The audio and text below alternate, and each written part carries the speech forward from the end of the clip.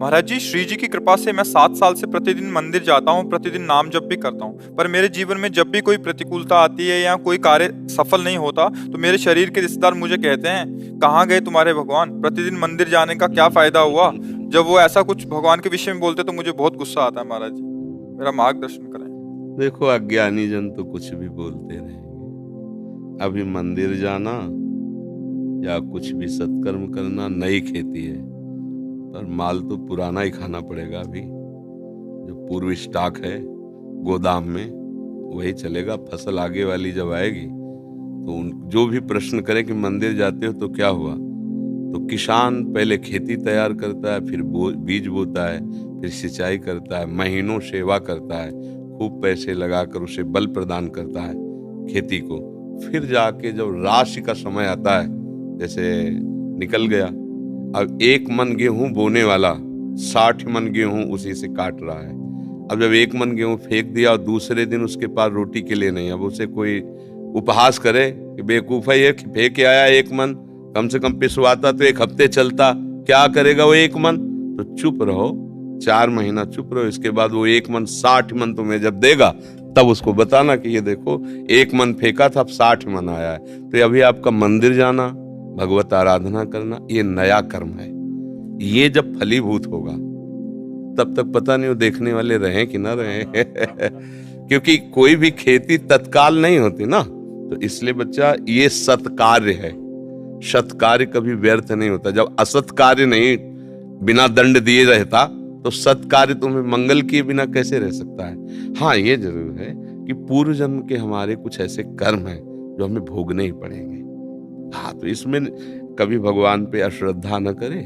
हाँ, उसको जैसे हम कई बार सत्संग में सुनाया है, उदाहरण से बात समझ में आ जाती है। 1-2 मित्र थे, स्कूल में साथ पढ़ते थे। जब थोड़े सयाने हुए तो एक गलत मार्ग में चला गया। धनी घर का था, शराब पीना, वैश्यागमन करना, जुआ खेलना, बस ऊट पटांग गलत। और एक था गरीब घर का था, वो गंगा नहाना, नाम जप करना, मंदिर जाना, ऐसे शुरू कर दिया। अब जो जिस मार्ग में चलता उसमें उसकी और बढ़ोतरी होती, वो और गंदा, ये और भगत। तो इसने ब्याह भी नहीं किया, नाम जप, और वो तो मतलब जितनी गंदगी। एक दिन दोनों मित्रों की मिलान हो रही थी, वो उधर से आ रहा था और ये इधर गंगा नहा के नाम जप करते हुए जा रहे थे। तो जे देखा मित्र से इतना बड़ा खजूर काटा होता ना, इतना बड़ा काटा पार कर गया। वो भगवान का नाम लेते हुए बैठ गए और वो लांग बूट पहने हुए नशे में एकदम। बोले, देख लिया तेरे भगवान ने क्या किया, पूरा जीवन हो गया ना गंगा नहाते हुए, अब क्या? देख मेरे पास वैभव, क्या कमी है? लोग जहां जाते 4 लोग आओ बैठते, मौज मस्ती, कहते थे हमारे साथ रहे, मौज मस्ती में रहेगा। अब इतना कह के तो चला गया। 4 कदम बढ़ने पर उसको एक अटैची मिली जिसमें हीरे थे। लौट के फिर आए, बोले, देख रहे तेरे कांटा लगाओ मेरे। अब तो उसका विश्वास नष्ट हो गया कि यार मतलब वास्तविक कुछ नहीं है, गंगा नहाना है सब, चला। इतने में जब किसी का विश्वास टूटता है तो भगवान उसको, जैसे आपको यहां भेज दिया, या भगवान स्वयं समझा देंगे, क्योंकि विश्वास भगवान पे किया ना तो वही समझा, ये ड्यूटी है उनकी, वो समझा देते। कोई ऐसा शास्त्र पढ़वा देंगे, कोई प्रवचन सुनवा देंगे, अच्छा ऐसा आपके या अंदर ही विवेक जागृत, ये उनके हाथ का बात है, वो क्या करते हैं। भगवान एक ब्राह्मण के रूप में वयोवृद्ध तपस्वी, अरे बेटा तुम्हारे कांटा लग गया क्या? राम राम। बोले, नाम मत लो, पूरा जीवन हो गया नाम लेते हुए, हमको क्या मिला? वो हमारा मित्र है, शराब पीता, व्यभिचार करता है, नाना प्रकार के, और देखो उसे अटैची में, यहाँ भोजन की व्यवस्था नहीं, पूरा जीवन हो गए। बोले, पहले कांटा निकाल लेने। भगवान थे, सर से कोई पीड़ा नहीं है। कहा, बेटा तुम देखना चाहते हो कि उसको ऐसा क्यों है, तुम्हें ऐसा क्यों है? तो जैसे टीवी चल दे ना सीरियल, ये देखो, चिप लगा दे तो पूरा सीन, और उसको पूर्व जन्म का सीन दिखाई देने लगा कि ऐसा भयानक पापाचरण पूर्व जन्म किया था, इस जन्म में इसी क्षण सूली की सजा मिलनी थी। उससे पूर्व में राजा लोग सूली की सजा देते थे। सूली के एक भाले जैसा यंत्र ऊपर से जाके छोड़ दो, गुदा द्वार में ऐसे घुस जाए, वो तड़पता हुआ कितने घंटों में, मतलब बहुत बुरी मृत्यु, जैसे क्रूस की सजा, गाड़, बहुत बुरी मृत्यु। वो तुम्हारे इस भजन के प्रभाव से सारे पाप नष्ट हो गए, एक खजूर के कांटे में निकल गया। अब तुम्हारे पाप नष्ट हो गए, अब ये पुण्य और पीछे का पुण्य दोनों मिल रहे हैं, आगे चलकर तुम्हारी ऐसी उन्नति होगी जो सदा सदा के लिए सुख प्रदान करेगी। और इसका पूर्व जन्म का इतना पुण्य था कि इस समय इस प्रांत का ये राजा होता, पर इसने व्यभिचार करके पाप करके। भगवान श्री कृष्ण जी की गीता आपको एक सफल इंसान बना देगी। कृपा करके इस वीडियो को पूरा देखिए। कुछ ही लोग इस दुनिया में सफल क्यों होते हैं, मैं आपको बताना चाहूंगा आज एक सीक्रेट जिसने मुझे जिंदगी में सफल बनाया, और वो कुछ खास नहीं है, और वो एक ही है, मेरे पीछे। मेरी सफलता का राज मेरे पीछे है, और वो है मेरी सबसे प्रिय चीज। और ये भगवत गीता जिसने मेरे जीवन को सफल बनाया, ये वही भगवत गीता है जिसके कारण आज मैं बहुत सफल हूँ। लगभग 18 बरस पहले जब मैंने मेरे जीवन में एक किताब पढ़ी, उसने मेरा पूरा जीवन बदल दिया था। ये मेरी लाइफ का टर्निंग पॉइंट था ये बुक। इस दुनिया में जितने लोग अमीर और कामयाब बने हैं, उन्होंने किताबें पढ़ी। गीता जी में भी यही बताया गया है कि लाइफ कैसे जीना है, माइंडसेट कैसा होना चाहिए। तो एक्चुअली शास्त्र आपको जीवन जीना से। मैं भी आपसे निवेदन करती हूँ, सभी को गीता अध्ययन करना चाहिए।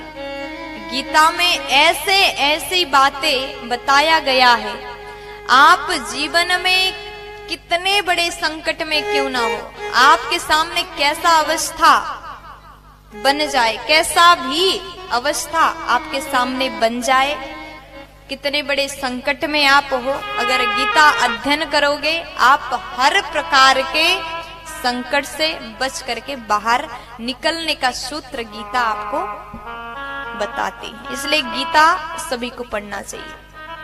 आज मैं जिस बुक की बात करने वाला हूं, जिस किताब की बात करने वाला हूं, वो आपको पढ़नी इतनी जरूरी है कि हम कहते हैं ना कि मरने से पहले कुछ काम अधूरे नहीं रहने चाहिए जीवन में, उसी तरह से ये किताब आपसे मिस नहीं होनी चाहिए। लेकिन मेरा दावा है कि अगर हम गीता पढ़कर उसके अनुसार जिंदगी जीना शुरू करें तो कभी डिप्रेशन में हम नहीं आएंगे, और डिप्रेशन का बड़े से बड़ा मरीज गीता सार के साथ ठीक हो सकता। अगर आप भगवत गीता पढ़ते हैं, भगवान का नाम लेते हैं, तो आप में तेज आता है। तो इसीलिए हमें तेज नहीं बनना है, हमें तेजस्वी बनना है, और भगवत गीता हमें तेजस्वी बनाती है। क्योंकि आज हमने भगवत गीता को किनारे किया है, इसलिए घर घर में डिवोर्स हो रहे हैं। आज इंडिया के अंदर डिवोर्स रेट 14% हो रखा है, और ये आगे बढ़े जा रहा है। Why? Because we are ignoring Bhagavad Gita. आज हमारे यूथ सुसाइड कर रहा है। By 2025 India would be world's number 1 country for suicide cases among the teenagers and youngsters as per Reader's Digest by 2025। ये क्या हो रहा है भाई? पर इसलिए हो रहा है because we are ignoring Bhagavad Gita. बड़ी प्रॉब्लम्स हैं, whether it's related to fear और सक्सेस और ये और वो, ये सारी चीजें, इन सब चीजों का जवाब आज से हजारों साल पहले भगवत गीता के अंदर एक लाइन में क्लियर तरीके से बताया हुआ है। भगवत गीता की बात कर रहे थे, मैं एक पॉकेट गीता रखता हूँ अपने पास। जब भी जीवन में कुछ संकट आता है तो मैं बस कोई भी पेज उठाकर पढ़ लेता हूँ। तो आई थिंक एक कंट्रोल आपके मन में आ जाता है। If there is no teacher in life, I think Bhagavad Gita can be the perfect teacher. आप किसी भी दुविधा में हो, उसके अंदर सब, उसमें सवाल नहीं, उसमें सारे आंसर्स हैं आपके लिए। आपके मन में कोई भी सवाल है, ऑटोमेटिकली वो आंसर आपके सामने आ जाता है। मेरे फादर ने बोला, आप क्या? मैंने कहा एस क्लास लेंगे पापा। बोले यार तू मिडिल क्लास से एस क्लास पे पहुंच रहा है। मैंने कहा देखो काम कर रहा है कि नहीं कर रहा है जुगाड़। बोला हाँ काम तो करता है यार, सही जुगाड़ बहुत सही है। कौन सी किताब? मैंने कहा ये 200 रुपये किताब थी मात्र, जिंदगी पूरी बदल दी इसने हमारी। साथियों, गीता धर्म ग्रंथ तो है, पर ये जीवन ग्रंथ भी है। हम किसी भी देश के हो, किसी भी पंथ के मानने वाले हो, पर हर दिन समस्याएं घेरती रहती हैं। हम जब भी वीर अर्जुन की तरह अनिर्णय के दोहराए पर खड़े होते हैं, तो श्रीमद् भगवत गीता हमें सेवा और समर्पण के रास्ते इन समस्याओं के हल दिखाती है। अगर आप एक विद्यार्थी हैं और अनिर्णय की स्थिति में है, आप किसी देश के राष्ट्राध्यक्ष हैं, या फिर मोक्ष की कामना रखने वाले आप योगी हैं, आपको अपने हर प्रश्न का उत्तर श्रीमद् भगवत गीता में मिल जाएगा। मैं तो मानता हूं कि गीता मानव जीवन की सबसे बड़ी मैनुअल बुक है। जीवन की हर समस्या का हल गीता में कहीं न कहीं मिल जाता है। मैं मुसलमान हूँ, मैंने 30 पारा पढ़ा है, मैं हदीस पूरा पढ़ चुकी हूँ। जिन्ना का बनाया हुआ 1937 का शरिया लॉ के हिसाब से बहुत सारे केसेस देखे हैं। सनातन धर्म में ना एक ठहराव है। भगवत गीता में ना 3 तलाक की बात नहीं लिखी हुई है। भगवत गीता में ना पॉलीगेमी 4 शादी की बात नहीं लिखी हुई है। भगवत गीता में ना निकाह मुत्ता की बात नहीं लिखी हुई है कि 1 घंटे के लिए सेक्स करो और छोड़ दो तलाक दे करके। ये भगवत गीता नहीं बताता है। भगवत गीता इंसान की जिंदगी को एक रास्ता दिखाता है, लेकिन वहीं पर on the other hand Quran में लिखा हुआ है तलाक देना, खुला लेना, 4 शादियां करना, 10 बच्चे पैदा करना। इन सभी ने आपको गीता जी और बुक्स पढ़ने की वैल्यू बताई है और इसी को देखते हुए हमने आपके लिए एक बुक बनाई है। ये बुक पीडीएफ फॉर्मेट में है। इस बुक में हमने दुनिया की महान 16 बुक्स की समरी बताई है। इन 16 बुक्स में से एक बुक श्रीमद् भगवत गीता जी भी है और सोनू शर्मा जी द्वारा बताई गई वह बुक भी है जिसे पढ़कर वो अमीर बने। हर्षवर्धन जी की द्वारा बताई गई बुक भी इन 16 बुक में से एक है। इस बुक को पढ़ने के बाद आपको सब मिलेगा जो आप अपनी लाइफ में चाहते हैं। गीता जी के साथ में हमारे बुक का कवर पेज भी है ताकि आप हम पर विश्वास कर सकें। इस बुक में टोटल 1248 पेजेस हैं। ये बुक आपकी पूरी जिंदगी बदल देगी। ये बुक आसान हिंदी भाषा में है। इसको आप सिर्फ मोबाइल और लैपटॉप में ही पढ़ सकते हैं। इन 16 बुक्स की टोटल मार्केट वैल्यू 5400 रुपए है, लेकिन इस बुक का price movie ticket, mobile recharge, Netflix membership से भी कम है। सिर्फ और सिर्फ 199 रुपीज। इतने पैसे तो आप किसी चीज को खाने या मौज मस्ती में ही खर्च कर देते हैं। हम आपको 10 डेज मनी बैक गारंटी भी देते हैं। अगर आपको यह बुक अच्छी ना लगे तो हम आपके सारे पैसे लौटा देंगे, वो भी 10 दिन के अंदर। If you want to read a book,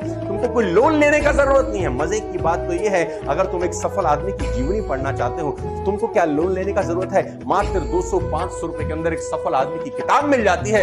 middle class family के लोगों को ये बहुत बड़ा काम लगता है। क्या बैंक से लोन लेना पड़ेगा किताब पढ़ने के लिए? नो लेडीज एंड जेंटलमैन, आप अपने बच्चे से पैसा बोरो करके भी एक सफल आदमी की किताब पढ़ के सीख के उसको जिंदगी में इंप्लीमेंट कर सकते हो। Don't be serious in life but take life seriously. एक ही जिंदगी है। आप खुश नसीब हैं कि आज आप ये वीडियो देख रहे हैं। आज आपको भगवान श्री कृष्ण जी की गीता और इस दुनिया की महान लाइफ चेंजिंग बुक्स पढ़ने का मौका मिला है। आज डर मत फरहान, नहीं तो 50 साल बाद जब तू बूढ़ा होकर ऐसी किसी अस्पताल में पड़ा होगा और मरने का इंतजार कर रहा होगा, तब सोचेगा कि लेटर हाथ में था, टैक्सी गेट पर थी, जरा से हिम्मत कर लेता ना तो साली जिंदगी कुछ और हो सकती थी।